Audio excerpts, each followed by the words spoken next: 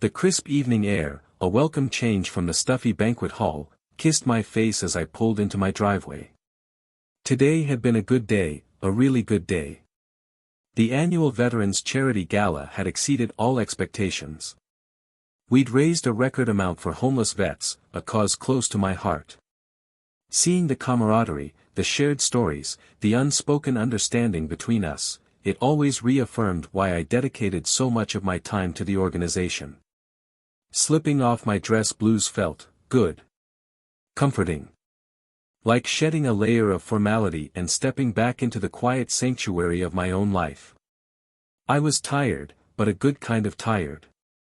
The kind that comes from purposeful action and genuine connection. I just wanted to kick back, grill a steak, and maybe watch an old war movie, ironically, I know. As I wrestled the cooler of leftover barbecue out of the trunk, I heard the familiar shrill voice cutting through the peaceful evening. You in the uniform. It was Karen Jameson, my neighbor, notorious for her perfectly manicured lawn, her HOA obsession, and her, well, let's just say she wasn't exactly winning any diversity awards. I sighed inwardly. I had hoped to avoid her tonight. Every interaction with Karen felt like wading through thick mud. She always had some complaint, some perceived slight, some reason to make my life just a little bit more difficult. Usually, it was about my landscaping. Apparently, my azaleas were too vibrant for the neighborhood aesthetic. I straightened up, trying to project an air of calm, bracing myself for whatever grievance she had cooked up this time. Evening, Karen, I said, trying to keep my voice even. Beautiful weather we're having. A pathetic attempt at diffusing whatever bomb she was about to drop, I knew, but I had to try. Her eyes narrowed, focusing on the ribbons and medals adorning my uniform. Don't you evening me, she snapped, her voice dripping with disdain. You're a disgrace. A liar. Wearing that uniform, pretending to be a hero. It's disgusting. I felt a knot tighten in my stomach. This wasn't about azaleas. This was different. This was personal. This was about something far more insidious than a difference in landscaping preferences. I clenched my jaw, trying to keep my temper in check. I had faced worse in combat, but somehow, this felt like a deeper, more painful kind of attack. I beg your pardon. I said, my voice dangerously low. The pleasant weariness from the evening had vanished, replaced by a cold, hard anger. This woman, who knew nothing about me, nothing about my life, was accusing me of something so vile, so deeply offensive. I don't know what you're talking about. Stolen valor, she spat the words out like venom. That's what I'm talking about. You're wearing a uniform you don't deserve. You're pretending to be a soldier, a hero. You probably bought that getup at some surplus store.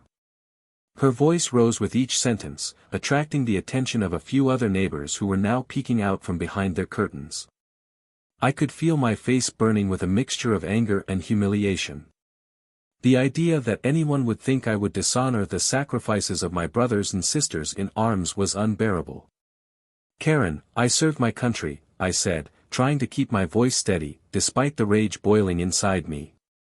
I earned these ribbons. I earned this uniform. I gestured to the purple heart pinned to my chest, the bronze star nestled beside it. Each medal represented a piece of my life, a moment of courage, a sacrifice made. They were not props in some pathetic charade. She scoffed, crossing her arms. Oh, I'm sure you served. Maybe you pushed papers behind a desk. Maybe you were a cook. But you're no hero. You're a fraud. She took a step closer, her face contorted with a hateful fury. Take it off, she demanded, pointing at my uniform. Take it off right now. You don't deserve to wear it. The audacity of her demand, the sheer gall of her accusation, took my breath away. This woman, who had probably never sacrificed anything for anyone in her life, was telling me to strip off the symbols of my service, my honor, my identity. I'm not taking anything off, I said, my voice now a low growl. You need to leave me alone, Karen. Go back to your perfectly manicured lawn and leave me to enjoy my evening. I turned to walk towards my house, hoping to end this ridiculous confrontation, but she wasn't finished. I'm calling the police, she shrieked, pulling out her phone. I'm calling 911. I'm reporting a case of stolen valor. This man is impersonating a veteran. He's wearing a military uniform he doesn't deserve. I stopped dead in my tracks. This was escalating fast, and I knew that dealing with the police, even if I was innocent, would be a hassle. But what choice did I have? I wasn't going to back down, I wasn't going to let her bully me, and I certainly wasn't going to take off my uniform. Go ahead and call, I said, turning back to face her, my arms crossed. I have nothing to hide. I watched as she frantically dialed 911, her voice shrill and exaggerated as she reported her crime. I could hear snippets of her conversation. Yes, he's right here. Wearing a military uniform. Claims to be a veteran. I don't believe him. He's African American. I doubt he's ever seen combat. That last comment stung. It wasn't just about stolen valor anymore. It was about something deeper, something uglier. It was about her preconceived notions, her biases, her blatant racism. It was about the fact that she couldn't fathom a black man being a decorated war hero. I took a deep breath, trying to calm myself. I knew I couldn't let her get to me.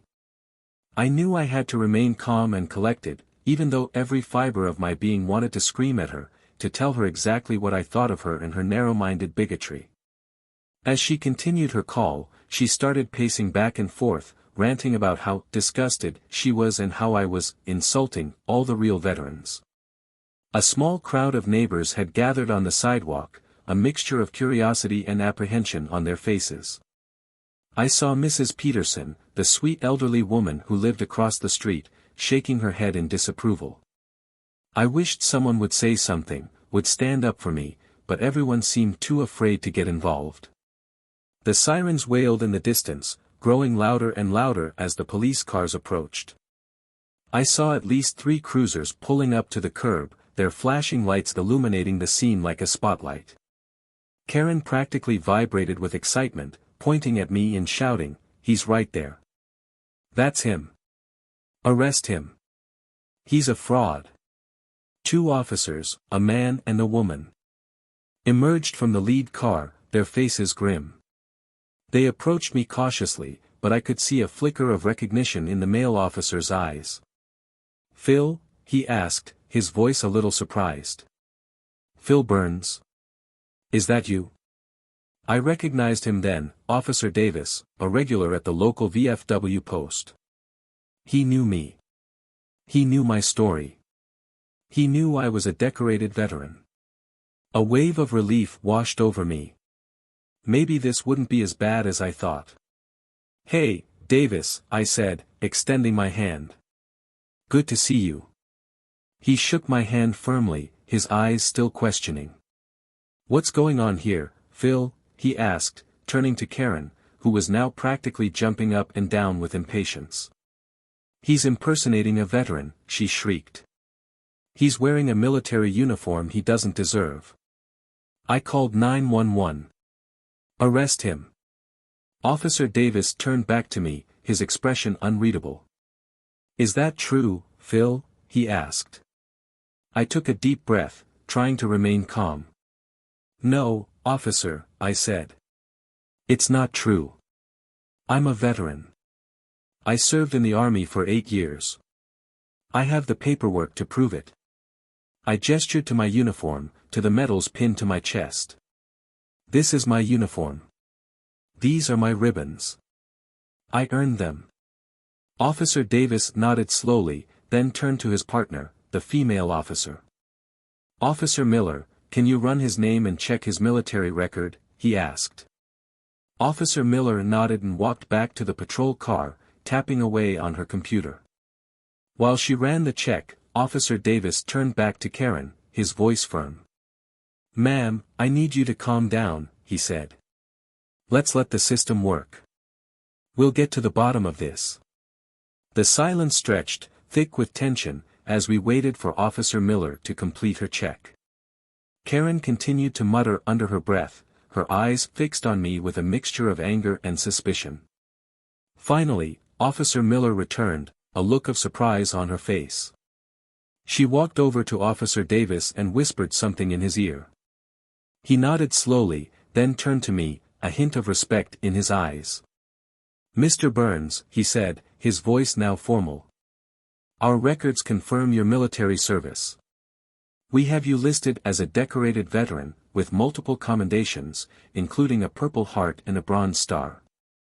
We also have a record of your service with the Veterans Charity Organization." He turned to Karen, his voice hardening. "Ma'am, it appears that you were mistaken. Mr. Burns is indeed a veteran, and there is no evidence of stolen valor." The color drained from Karen's face. She stared at me, then at Officer Davis, her mouth agape. But, he's black," she stammered, the words hanging in the air like a foul odor. "He can't be a war hero." I felt a surge of anger, but I managed to control myself. This woman was beyond redemption. Her prejudice was so deeply ingrained, so utterly blatant, that it was almost comical. Officer Davis's face darkened. "Ma'am," he said, his voice dangerously low. "That is completely inappropriate and unacceptable. Mr. Burns' race has absolutely nothing to do with his military service. You owe him an apology." Karen, however, was beyond apologies.